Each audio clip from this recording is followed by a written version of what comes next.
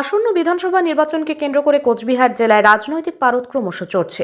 কোচবিহার দক্ষিণ বিধানসভা কেন্দ্রের বিজেপি প্রার্থী রথীন্দ্রনাথ বসুর সমর্থনে এবার জোরদার প্রচারে ময়দানে নামলেন আসামের মুখ্যমন্ত্রী এবং বিজেপির অন্যতম শীর্ষ নেতা হেমন্ত বিশ্ব শর্মা।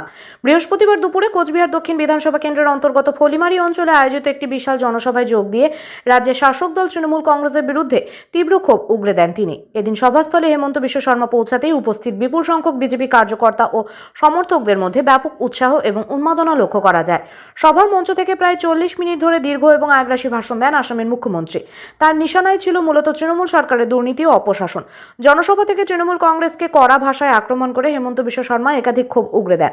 তিনি অভিযোগ করেন যে রাজ্যের বর্তমান সরকারের আমলে সাধারণ মানুষের কোনো অধিকার নেই, চারদিকে কেবল দুর্নীতি আর স্বজন পোষণের রাজত্ব চলছে। তার কথায় রাজ্যের মানুষ এই সরকারের কার্যকলাপে তিতিবিরক্ত এবং তারা পরিবর্তনের জন্য মুখিয়ে আছে। কোচবিহার দক্ষিণ কেন্দ্রের বিজেপি প্রার্থী রথীন্দ্রনাথ বসুকে বিপুল ভোটে জয়যুক্ত করার আহ্বান জানিয়ে আসামের মুখ্যমন্ত্রী উপস্থিত জনতার উদ্দেশ্যে বলেন, এলাকার সার্বিক উন্নয়নের জন্য রাজ্যেও বিজেপির ডাবল ইঞ্জিন সরকার দরকার। রথীন্দ্রনাথ বসুকে বিধানসভায় পাঠানোর মধ্য দিয়ে এই অঞ্চলে আসল পরিবর্তনের ধারা শুরু হবে বলে তিনি দৃঢ় প্রত্যয় ব্যক্ত করেন। এদিনের জনসভায় উপস্থিত বিজেপি কর্মী সমর্থকদের উপচে পড়া ভিড় ছিল চোখে পড়ার মতো। নির্বাচনের ঠিক আগে হেমন্ত বিশ্ব শর্মার এই আগ্রাসী ভাষণ এবং রথীন্দ্রনাথ বসুর সমর্থনে প্রচার কোচবিহার দক্ষিণের রাজনৈতিক সমীকরণে কতটা প্রভাব ফেলবে তা আগামী ভোটের ফলেই স্পষ্ট হবে। তবে তার এই সফর যে স্থানীয় বিজেপি কর্মী সমর্থকদের মনোবল অনেকটাই চাঙ্গা করেছে তা বলাই বাহুল্য। देखिए, त्रिपुरा और असम में बीजेपी का सरकार है, लेकिन पश्चिम बंगाल में सीमा खोला है। फेंसिंग बनाने ममता जी जमीन नहीं देते हैं। हम लोग जितना भी प्रयास करें यहाँ आके सब जीरो हो जाते हैं। इसीलिए अगर उत्तर पूर्व और पूर्व भारत को बसाना है, पश्चिम बंगाल में फेंसिंग होना जरूरी है। और जब तक ममता जी का गवर्नमेंट रहेगा तब तक फेंसिंग वो बनने नहीं देगा। माँ का पूजा में बलि होते हैं, कामाख्या माँ में हर दिन बलि होते हैं। कामाख्या में बीजेपी का सरकार है असम में, कभी तो मांस तो बंद नहीं हुआ है। ममता जी का मन में डर है बीजेपी आने से गो मांस बंद हो जाएगा। वो जो मांस का बात बोलते हैं ना, वो गो मांस का बात बोलते हैं।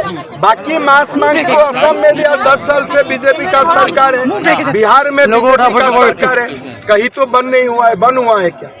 बिहार में बीजेपी का सरकार है, असम में बीजेपी का सरकार है। मंदिर में बलि भी होता है, मांस लोग तो खाते हैं, कोई मना नहीं है। ये बात क्यों उठाया? इसलिए ममता जी का मन में डर है बीजेपी का सरकार आने से क्या गो मांस बंद हो जाए। ममता जी का सरकार का दिन में सबसे ज्यादा गो तस्करी पश्चिम बंगाल से ही हो रहा है। सबसे बड़ी परेशानी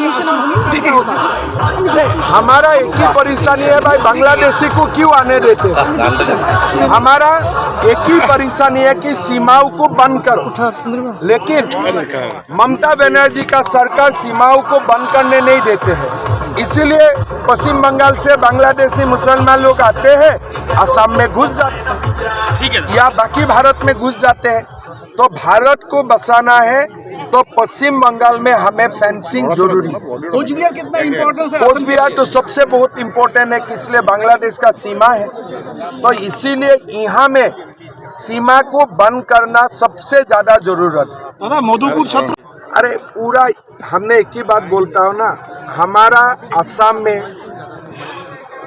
50 लाख बीघा जमीन ये लोग कब्जा करके रखा था। हमने अभी बहुत ज्यादा एविक्शन किया, लेकिन पश्चिम बंगाल में तो पॉलिटिकल कारण है, कुछ नहीं करेगा। वो तो अपना ही जमीन है, आपका ही जमीन है। यही बात बोला हूँ ना, मंदिर में रहेगा, सत्र में रहेगा, खाली जमीन में जाएगा। तो हमारा भविष्य के लिए जो भी हमें चाहिए, जमीन अगर चला जाएगा तो क्या रहेगा। लेकिन आज यहाँ पूरा जमीन उनका कब्जा में है। वोट के लिए एक भी बांग्लादेशी मुसलमान का खिलाफ ममता दी नहीं बोलते, यही सबसे तकलीफ का बात है। नहीं, इसके पहले क्या गवर्नमेंट टू गवर्नमेंट चिट्ठी किया था क्या? वो लिख के क्या फायदा होगा?